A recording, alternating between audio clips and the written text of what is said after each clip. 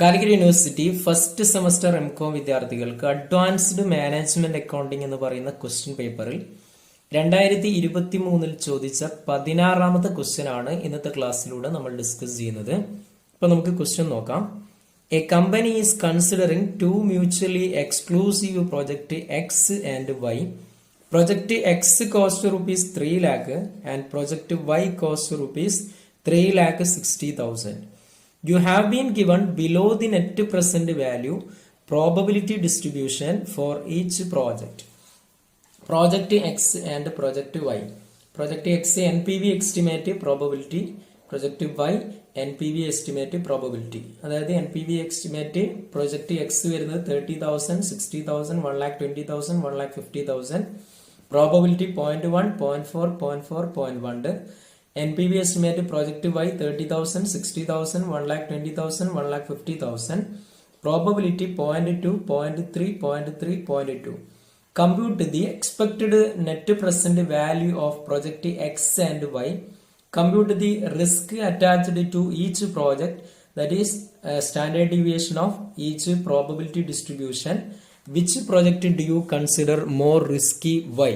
Okay, ഇത്രയുമാണ് ക്വസ്റ്റ്യനിൽ പറഞ്ഞിട്ടുള്ളത്. അപ്പൊ ഇതിനെ വർക്ക്ഔട്ട് ചെയ്യുന്നത് എങ്ങനെയാണെന്നുള്ളത് നമുക്ക് നോക്കാം. ഓക്കെ, അപ്പൊ ഇവിടെ ഫസ്റ്റ് ഒന്നാമത്തെ നമുക്ക് കാണേണ്ടത് എന്താണ്?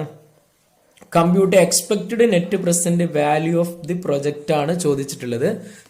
അപ്പൊ ഇവിടെ ഇതിനെ വർക്ക്ഔട്ട് ചെയ്യാൻ computation of expected net present value എന്ന് പറഞ്ഞുകൊണ്ട് നിങ്ങൾ കൊടുക്കുന്നു. അതായത് ഇവിടെ പ്രൊജക്ട് എക്സും പ്രൊജക്ട് വൈയുമാണ് വരുന്നത്. ഇവിടെ രണ്ട് മെയിൻ കോളമായിട്ട് പ്രൊജക്ട് എക്സും വൈയും കൊടുക്കുന്നു. ഓരോ കോളത്തിലും NPV probability expected net present value എന്നുള്ള രീതിയിൽ കൊടുക്കുന്നു. ഓക്കെ, അപ്പൊ ഇവിടെ നെറ്റ് പ്രസന്റ് വാല്യൂ പ്രൊജക്ട് എക്സിന്റെ വരുന്നത് ഏതൊക്കെയാണ്? 30,000, അതേപോലെ 60,000, ദെൻ 1,20,000, നെക്സ്റ്റ് 1,50,000. ഓക്കെ, ഇനി പ്രോബബിലിറ്റി വരുന്നത് എത്രയാണ്? പ്രോബബിലിറ്റി 0.1, ദെൻ 0.4, ദെൻ 0.4, നെക്സ്റ്റ് വരുന്നത് 0.1, ഇങ്ങനെയാണ് വരുന്നത്. ഓക്കെ, അപ്പൊ ഇവിടെ നമ്മൾ എന്ത് ചെയ്യണം? ഈ NPVയും അതേപോലെ പ്രോബബിലിറ്റിയും മൾട്ടിപ്ലൈ ചെയ്യണം. ഓക്കെ, അപ്പൊ നമ്മൾ 30,000 ഇൻറ്റു 0.1 കണ്ടു കഴിഞ്ഞാൽ എത്ര വരും? 3,000 എന്ന് നമുക്ക് കിട്ടും. ഓക്കെ, ഇനി അടുത്തത് 60,000 ഇൻറ്റു 0.4 കണ്ടു കഴിഞ്ഞാൽ നമുക്ക് എത്ര കിട്ടും? 24,000 എന്ന് കിട്ടും. 1,20,000 ഇൻറ്റു 0.4 കണ്ടു കഴിഞ്ഞാൽ 48,000 എന്ന് കിട്ടും. ഇനി 1,50,000 ഇൻറ്റു 0.1 കണ്ടു കഴിഞ്ഞാൽ നമുക്ക് എത്ര കിട്ടും? 15,000 എന്ന് കിട്ടും. ഓക്കെ, ഇനി ഇവിടെ നമ്മൾ ചെയ്യേണ്ടത് ഇതിനെ ടോട്ടൽ ചെയ്യുന്നു. ടോട്ടൽ ചെയ്ത് കഴിഞ്ഞാൽ നമുക്ക് എത്ര കിട്ടും? 90,000 എന്ന് ഇവിടെ ടോട്ടൽ കിട്ടും. ഓക്കെ, ഇതേപോലെ തന്നെ പ്രൊജക്ട് വൈയുടെയും വർക്ക്ഔട്ട് ചെയ്യുന്നു. 30,000 ആണ് NPV തന്നത്. നെക്സ്റ്റ് തന്നത് 60,000 ആണ്. നെക്സ്റ്റ് 1,20,000 ആണ്. നെക്സ്റ്റ് 1,50,000 ആണ്. ഇവിടെ 0.2, 0.3, then 0.3, 0.2 ഇങ്ങനെയാണ് തന്നത്. ഓക്കെ, 30,000 ഇൻറ്റു 0.2, ഇനി 60,000 ഇൻറ്റു 0.3 കാണുന്നു. അപ്പൊ നമുക്ക് എത്ര കിട്ടും? 18,000 എന്ന് കിട്ടും. ഇനി 1,20,000 ഇൻറ്റു കാണുന്നു. അപ്പൊ നമുക്ക് എത്ര കിട്ടും? 36,000 എന്ന് കിട്ടും. ഇനി 1,50,000 ഇൻറ്റു 0.2 കാണുന്നു. അപ്പൊ നമുക്ക് എത്ര കിട്ടും? 30,000 എന്ന് കിട്ടും. ഓക്കെ, അപ്പൊ ഇതേപോലെ നേരത്തെ പ്രൊജക്ട് വൈയുടെ ചെയ്തതുപോലെ തന്നെ നമ്മൾ ഇവിടെ ഇതിനെ ടോട്ടൽ ചെയ്യുന്നു. നമുക്ക് എത്ര കിട്ടും? 90,000 എന്ന് കിട്ടും. അപ്പൊ എക്സ്പെക്റ്റഡ് നെറ്റ് പ്രസന്റ് വാല്യൂ എന്ന് പറയുന്നത് രണ്ട് പ്രൊജക്ടിന്റെയും നമുക്ക് എത്ര കിട്ടും? 90,000 എന്ന് കിട്ടും. അപ്പൊ ഒന്നാമത്തെ ക്വസ്റ്റ്യന്റെ ആൻസർ ആയി എക്സ്പെക്റ്റഡ് NPV ആണ് ഒന്നാമത്തെ ക്വസ്റ്റ്യനിൽ ചോദിച്ചത്. ഓക്കെ, ഇനി രണ്ടാമത്തെ ക്വസ്റ്റ്യനിൽ ചോദിക്കുന്നത് സ്റ്റാൻഡേർഡ് ഡീവിയേഷൻ കാൽക്കുലേഷൻ ആണ്. അപ്പൊ നിങ്ങൾ കമ്പ്യൂട്ടേഷൻ ഓഫ് സ്റ്റാൻഡേർഡ് ഡീവിയേഷൻ എന്ന് ഹെഡിങ് കൊടുക്കുക.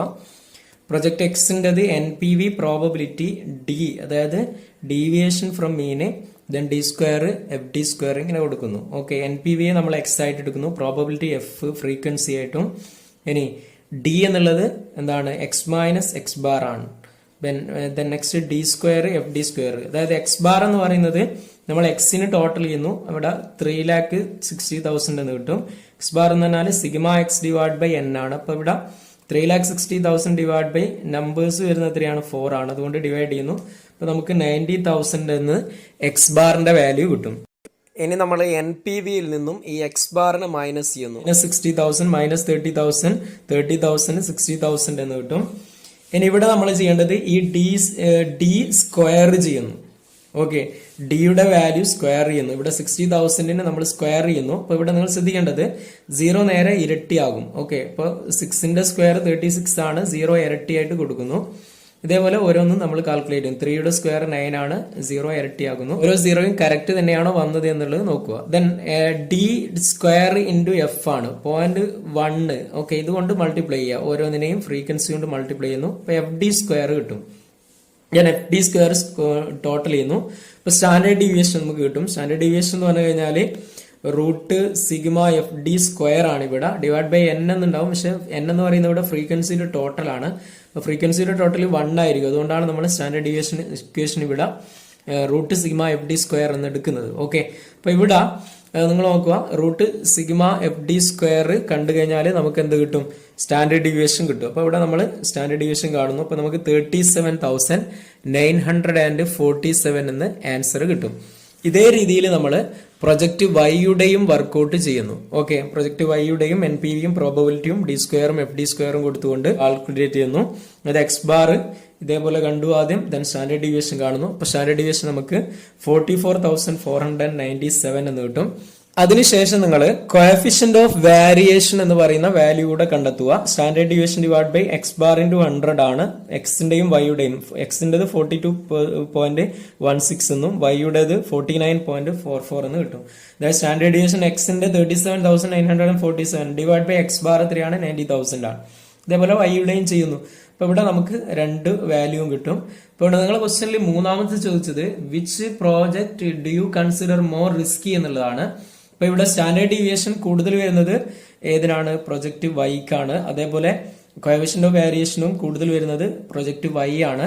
അപ്പൊ ഇവിടെ സ്റ്റാൻഡേർഡ് ഡീവിയേഷൻ അല്ലെങ്കിൽ കോഎഫിഷ്യന്റ് ഓഫ് വേരിയേഷൻ കൂടുതൽ വരുന്നത് എന്താണ്? റിസ്ക് കൂടുതൽ എന്നുള്ളതാണ് അർത്ഥം. അപ്പൊ നിങ്ങൾ കൺക്ലൂഷൻ ആയിട്ട് കൊടുക്കുക, project Y is more risky എന്ന് കൊടുക്കുക. Okay, project Y is more risky എന്ന് കൺക്ലൂഷൻ ആയിട്ട് കൊടുക്കുക. അപ്പൊ ഇത്തരത്തിലാണ് ഇതിനെ വർക്ക്ഔട്ട് ചെയ്യേണ്ടത്. ജസ്റ്റ് വർക്ക്ഔട്ട് ചെയ്ത് നോക്കുക.